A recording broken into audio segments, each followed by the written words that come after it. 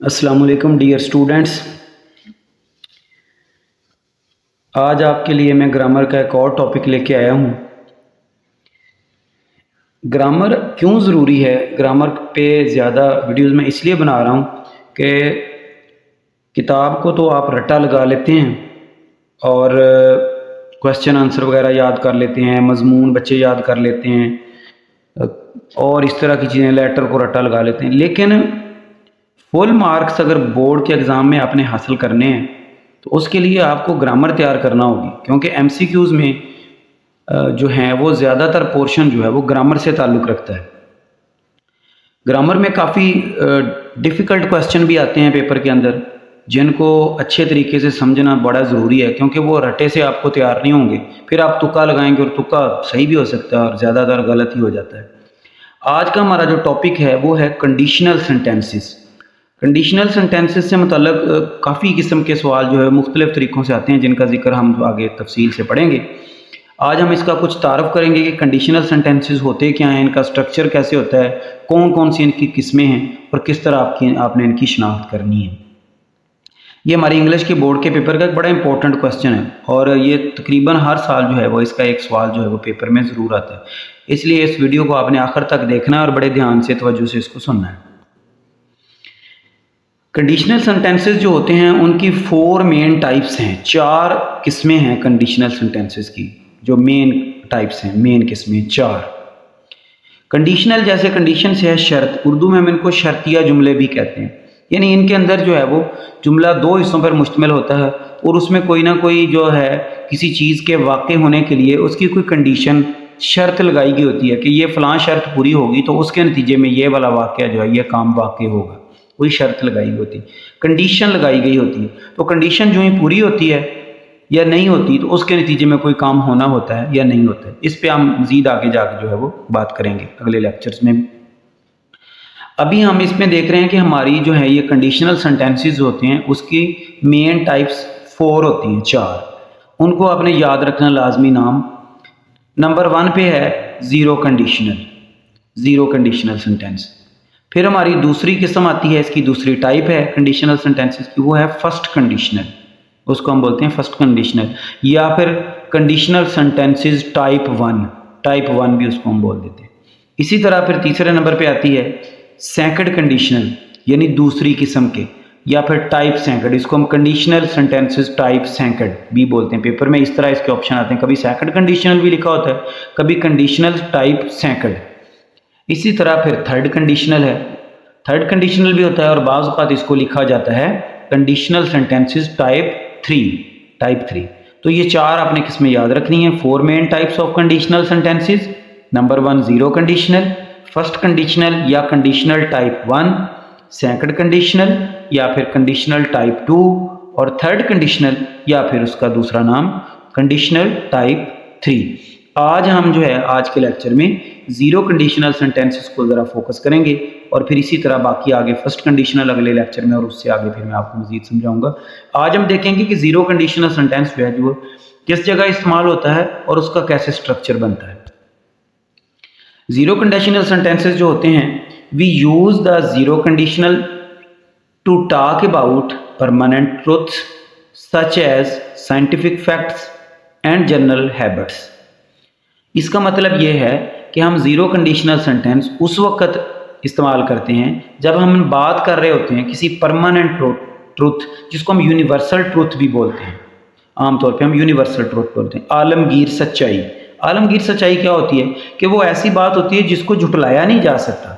वो हर जगह, हर इलाके में और हर दौर में वही बात सच्ची होती है, जिसकी आम तौर पे मिसाल जो है वो ये जो हमारी कहावतें होती हैं, जैसे यूनियन इज स्ट्रेंथ, एक हम यूनिवर्सल ट्रुथ इसको बोलते हैं, इत्तेफाक में बरकत। या फिर आम ज़बान में मैं आपको बताऊं कुछ चीज़ें ऐसी हैं जो फैक्ट हैं। साइंटिफिक फैक्ट का मतलब होता है कि वो साइंटिफिकली जो चीज़ है वो प्रूव्ड है, वो गलत नहीं हो सकती। मसल आग का काम जलाना है तो आग जलाती है, दुनिया में कहीं भी आप जाएं तो ये नहीं कि ये पाकिस्तान में जो है आग वो तो जलाती है और किसी और में नहीं जलाती। मतलब आप अगर ये बात किसी को बताएंगे कि आग के अंदर अगर आप हाथ डालेंगे तो आपका हाथ जल जाएगा, तो ये जो आप बात कहेंगे किसी को कि आग के अंदर हाथ डालने से हाथ जल जाएगा, ये एक साइंटिफिक फैक्ट है और परमानेंट ट्रुथ है। यानी दुनिया में कहीं भी कोई आपकी इस बात को गलत नहीं कहेगा कि आप गलत कह रहे हैं कि हमारे इलाके में तो ऐसा नहीं होता। कोई ऐसा नहीं आपको कह सकता कि इंडिया वाला कहे कि नहीं जी हमारे इलाके में तो ऐसा नहीं होता कि आग में हाथ डालने से हाथ जल जाएगा।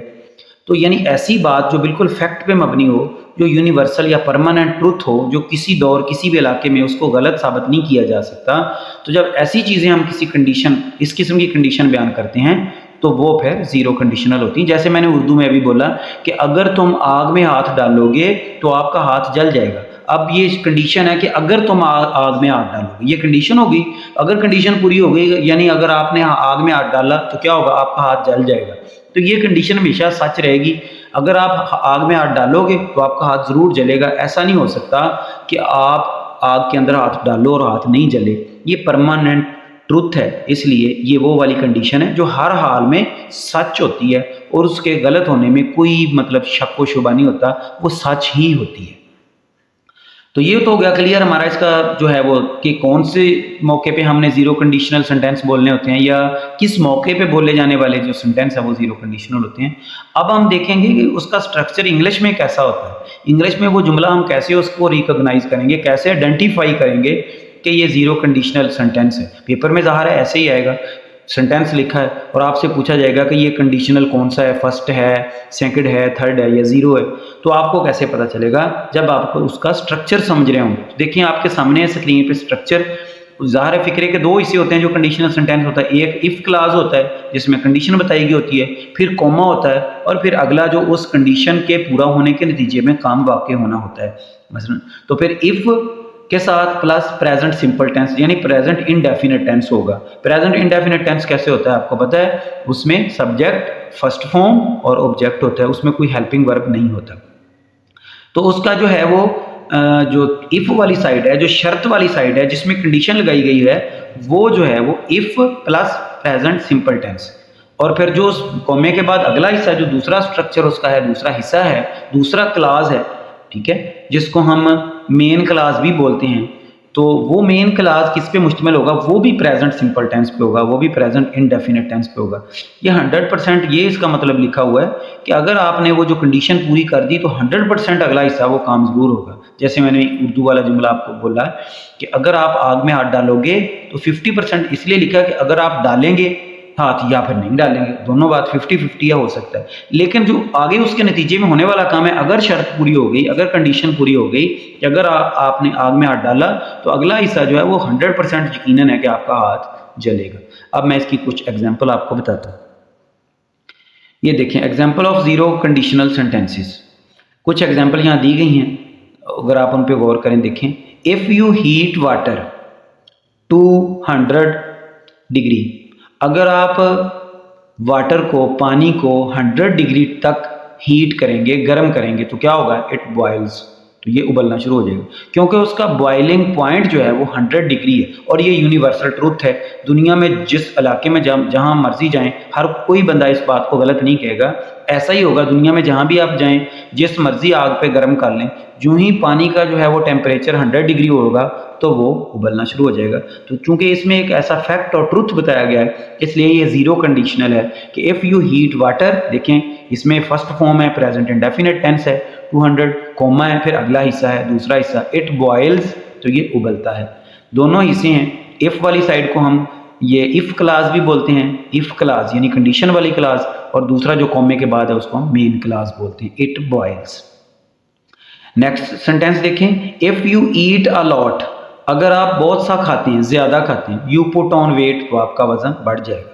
तो ये भी एक फैक्ट है, फैक्ट बताया गया है। दोनों इसे प्रेजेंट इंडेफिनिट में है, you eat a lot, first form लगी हुई है, यू सब्जेक्ट है, ईट, और उसके बाद जनाब अलॉट जो है बताया गया है उसकी कैफियत, उसका मॉडिफायर है। यू पुट ऑन वेट, आपका वजन बढ़ सकता है, ठीक है। इफ़, अगला sentence, if it doesn't rain for a long time, अगर बहुत देर तक बारिश नहीं होती, the earth gets very dry, तो ज़मीन बहुत खुश्क हो जाएगी। तो ये भी एक ट्रुथ है, ये भी ज़ीरो कंडीशनल सेंटेंस है। तो आपने इंग्लिश में उसका स्ट्रक्चर देख लेना है कि इफ़ वाली साइड भी प्रेजेंट इंडेफिनिट में है और उसके बाद जो कॉमे के बाद मेन क्लास है वो भी प्रेजेंट इंडेफिनिट में है, तो डेफिनेटली फिर वो ज़ीरो कंडीशनल सेंटेंस है। और अगला एक जुमला सादा सा है, if it rains the grass gets wet, अगर बारिश होती है तो घास गीला हो जाएगी, यानी कंडीशन पूरी हो गई, बारिश हो गई तो घास गीला होनी लाजमी है, ये ट्रुथ है, फैक्ट है। तो ये भी जीरो कंडीशनल सेंटेंस है। इट रेन्स, एस लगा हुआ है फर्स्ट फॉर्म के साथ, present indefinite. Grass gets wet, ये भी जनाब गेट्स, ये भी फर्स्ट फॉर्म के साथ एस लगा हुआ है। यानी जब दोनों इसे कंडीशनल सेंटेंस, ऐसा कंडीशनल सेंटेंस जिनके दोनों पार्ट जो हैं वो इफ क्लास भी प्रेजेंट इंडेफिनिट में होगा और कॉमे के बाद मेन क्लास जो है वो भी प्रेजेंट इंडेफिनिट टेंस में होगा, तो फिर हम ऐसे सेंटेंस का ऑप्शन जो है वो जीरो कंडीशनल सेंटेंस चूज करेंगे पेपर में। इसको आपने याद रखना है।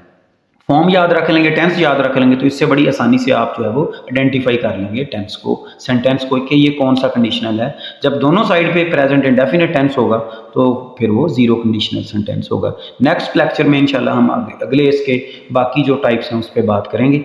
वीडियो ज़रूर देखना आप उसकी भी, ताकि आपको चारों उसकी एग्जाम के बारे में जो है मुकम्मल तौर पर आपकी अच्छी तरीके से तैयारी हो जाए।